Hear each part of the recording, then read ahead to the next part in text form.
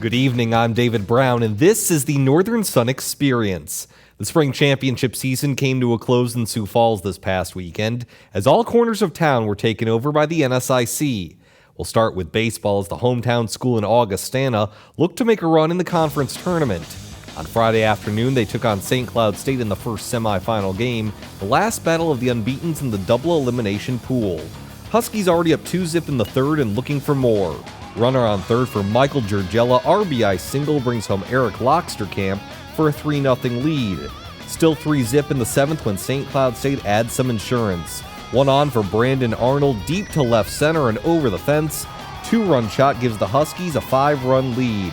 And that was more than enough for starter Garrett Harrison. He struck out 9 in a complete game shutout. St. Cloud State advances to the NSIC championship with a 5-0 victory. Now the loss meant Augustana would have to play Minnesota Duluth later that day for the right to take on St. Cloud State again.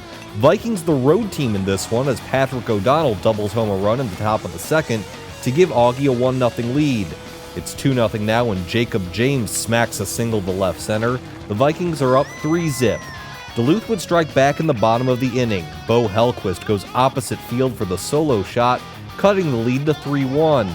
It's now 4-2 in the fourth, and it's Hellquist coming through once again. Double to left center plates 2 runs, and we're tied at 4. Fast forward to the seventh, still tied at 4, but Augie would pull through late. O'Donnell right back up the middle, RBI single plates 2, Vikings with a 6-4 lead, and they'd add some insurance topping Minnesota Duluth 9-4. So Augie gets its rematch against St. Cloud State, facing a tall task in having to beat the Huskies twice on Saturday. Tied at 1 in the third, it's the Huskies' Zach Hoffman with a double just inside the right field foul line. Brandon Arnold scores and St. Cloud State takes a 2-1 lead. Later in the third, it's 3-1 and Zach Hoffman, no, not the first one, the other one. This Zach has a K, but no strikeout here, deep to left and gone.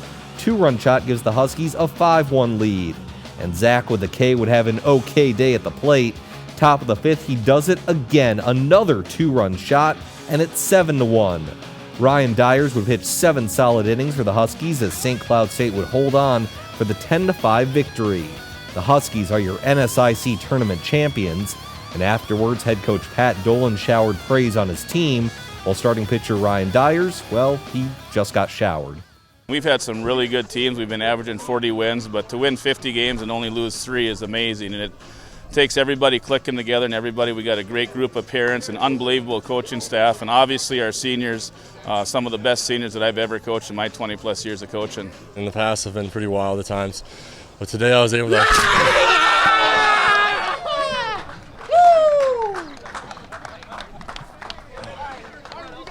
But today I was able to...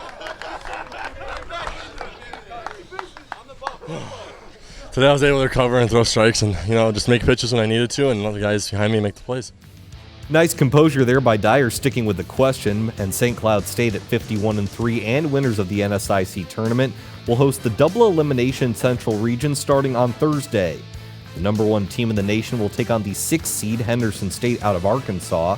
Now, despite an early exit from the conference tournament, Minnesota State is the 2nd seed in the region, and they'll take on number 5 Missouri Southern State on Thursday as well.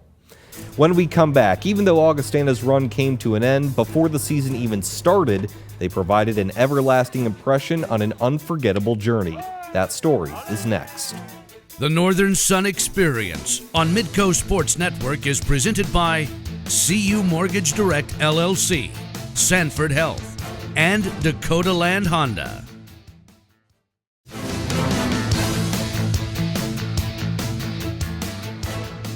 Welcome back to the Northern Sun Experience. Augustana's baseball team finished the season with 37 wins and 17 losses. But numbers don't even begin to tell the story of how the Vikings came together over these past couple of months. And it all started with a 3,000-mile trip south of Sioux Falls. Augustana's Ronkin Field has the best of both worlds, a relatively new turf infield, along with a natural grass outfield. But in another world, the fields double as pastures. We had to get the cow off the field quick while the game could continue to go on. It was so eye-opening that was something I thought it was really important that our guys had a chance to experience. In January, head coach Tim Huber took his entire team to Nicaragua, a Central American country where baseball is king. It was all part of a January term class for the Vikings, where the learning experience took them well beyond their comfort zone. We were told it was going to be pretty rough, which was pretty accurate. It was pretty run down. It was pretty. People were living day to day, and when we got down there, it was pretty eye-opening. And the conditions were similar to what people told us, but you can't really be told and prepared for that. It was a pretty powerful sight and something pretty powerful to go through. Huber had visited Nicaragua in 2012 thanks to a former player's parents. He knew his team could benefit from seeing life in another country where the little things are often the ones that are most appreciated, such as the equipment his team brought down for the trip.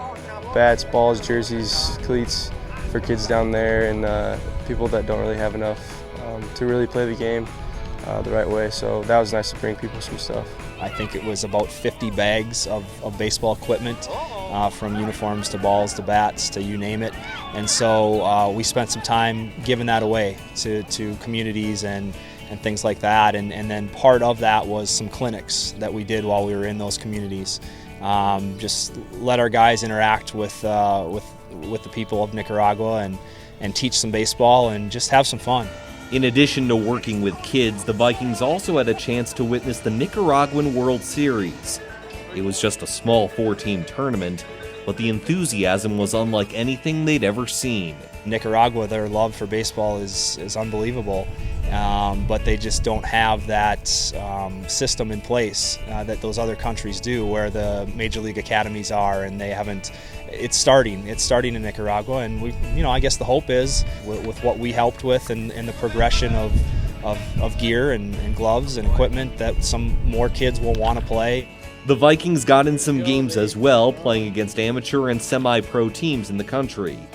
But the purpose of the trip wasn't to merely play baseball. It was to use it as part of a global bridge between cultures. Baseball is a big deal. We're passionate and we're trying to be successful, and we like to win, but I've always said to our guys there's more to it than baseball, and things like this just help us kind of get to that level and help them understand that and take away some of the privileges that they have and let them see the less privilege. So yeah, we've definitely seen and noticed the differences. I think as a team, and me included, we kind of just learn to cherish the game we love, and sometimes we get carried away and winning and losing, but being able to play the game every day is really a gift in itself. The Vikings were in Nicaragua for 2 weeks, and while Huber says it's unrealistic to do a trip like this every year, he hopes to do it once every 4 years so that each recruiting class has an opportunity to see that part of the world. Well, we stick around Augustana's campus when we come back. Winona State may have won the NSIC softball tournament, but the Vikings hosted the Central Region tournament.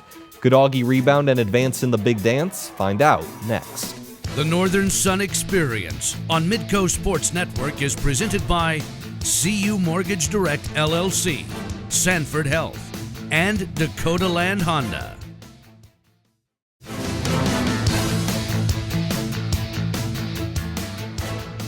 Welcome back to the Northern Sun Experience. Although last week's NSIC softball tournament was in Sioux Falls, it was technically at Sherman Park, which isn't Augustana's home field.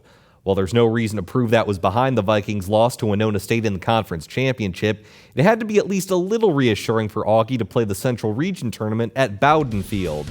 And they advanced to Sunday's region championship with ease, topping East Central and Central Oklahoma, while Winona State lost to both teams.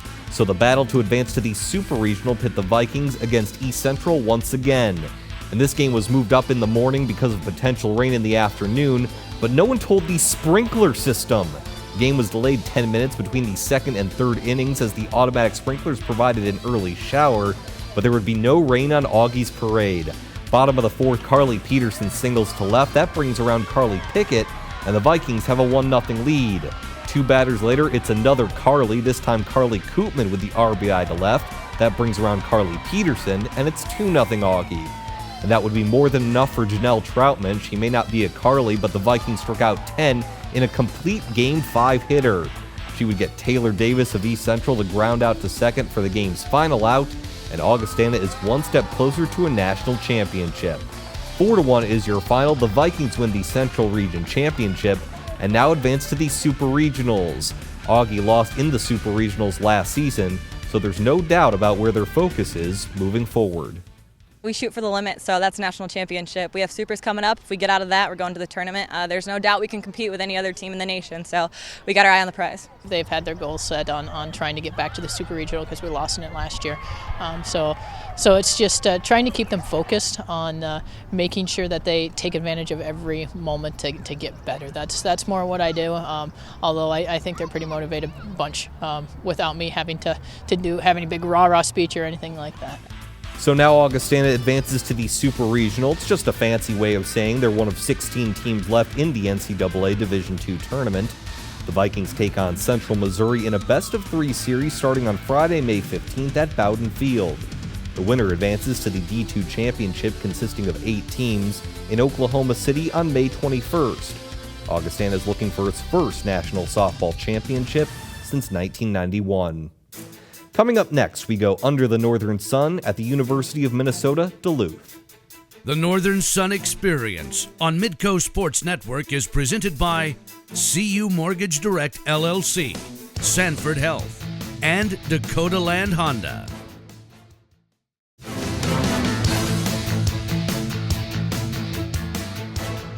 Welcome back to the Northern Sun Experience. It's time for Under the Northern Sun, where we shine the spotlight on one of our member schools.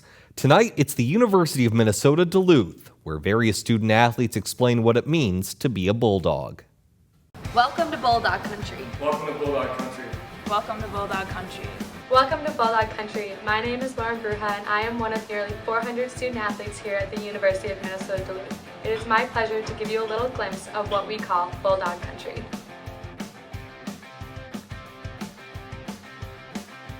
UMD was established near the turn of the 20th century and became a part of the University of Minnesota system in 1947.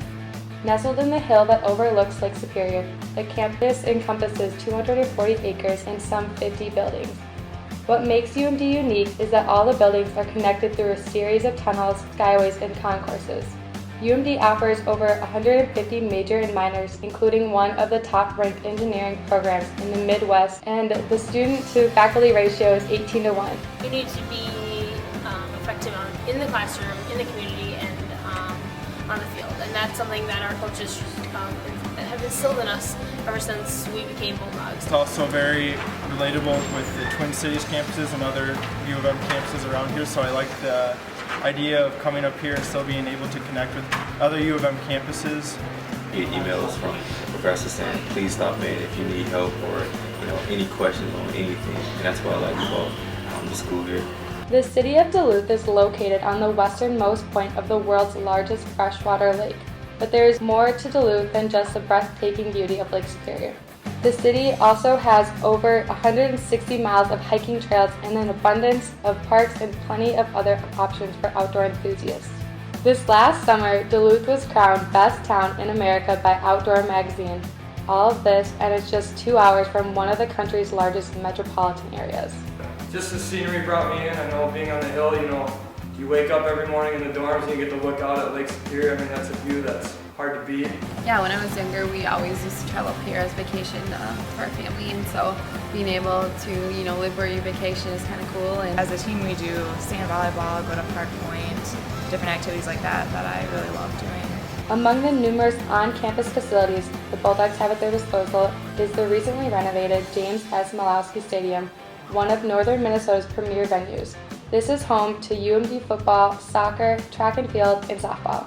There's also Romano Gymnasium, which houses the Bulldogs volleyball and men and women's basketball teams. I've been to all the other schools on road trips, and I've seen a little bit of what other schools have, and I can honestly say that Duluth, when it comes to a weight room standpoint especially, we have a top-of-the-line facility. I definitely say the weight room facility is great. I noticed that right away in my visit too. And the gym, I like the seating up high and the fans that we get here. It's like a perfect game environment. Off campus in the heart of downtown Duluth is where you'll find the centerpiece of UMD's athletic facilities, the $80 million, 6,800 seat Amsoil Arena.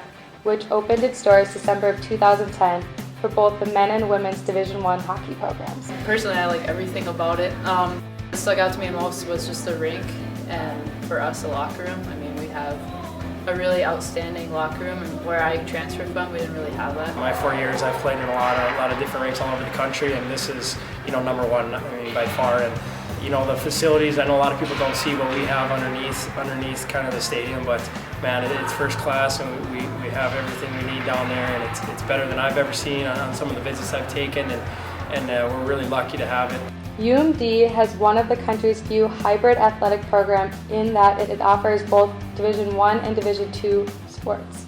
The Bulldogs sponsor 16 sports and compete in the Northern Sun Intercollegiate Conference, the National Collegiate Hockey Conference, and the Western Collegiate Hockey Association, and they do it with a great deal of success. From 2000 to 2014, UMD has won a combined 8 NCAA national championships, 57 conference titles, while producing 12 individual national champions and 177 All-American selections. For me, being a Bulldog, it really just makes me really proud. Pride is definitely something that I think of when I think of being a Bulldog. Every single Bulldog here, whether you're on a team or not, you have pride in what UMD cares about.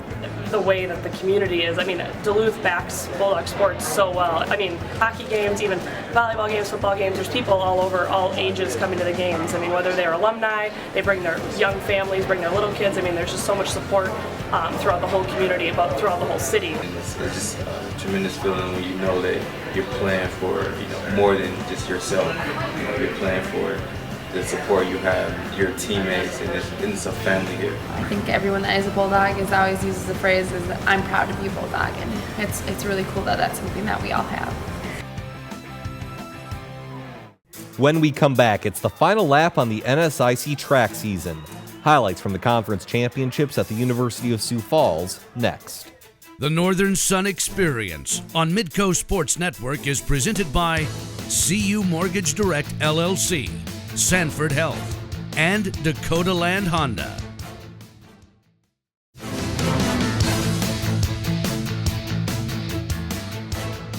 Welcome back. The last spring championship of the season was the Outdoor Track and Field Championships at the University of Sioux Falls, where the stars of the season continued their season-long peak performances. Let's go straight to the highlights at the Lillibridge Track and Field Complex, and we start with a great finish in the men's 1,500 meters. The hometown star Bobby Brockmuller stumbles and falls across the finish line, but he inches out the win over MSU Moorhead's Brady Spiker by 0.04 of a second, and that would set the stage for a record-setting tournament. Next, we go to the women's shot put, where Sarah Wells' performance is once again well done. The Wayne State senior breaks her own tournament record in the shot put with a throw of just over 54 feet. That bests her old mark by more than 3 feet, simply dominant from the season's dominating Wildcat. More records broken in the men's 110-meter hurdles. Minnesota State's Miles Hunter miles ahead of everyone on the short track. He sets a new record at 13.8 seconds. You want more records? You got more records. How about the University of Mary's women's 4x400 relay team? Cassandra Jones, Catherine Stewart, Josie Guptill, and Melanie Rodriguez set a new mark by more than 3 seconds at 3:44.26. As for the men's 4x400, you guessed it, another record. Minnesota State Moorhead's team of Charles Tideman, Kenny Andre, Matt Lair, and Ryan Olson cruised to a time of 3:15.27, a full 3 seconds ahead of second place, and breaking the all-time mark by less than a second.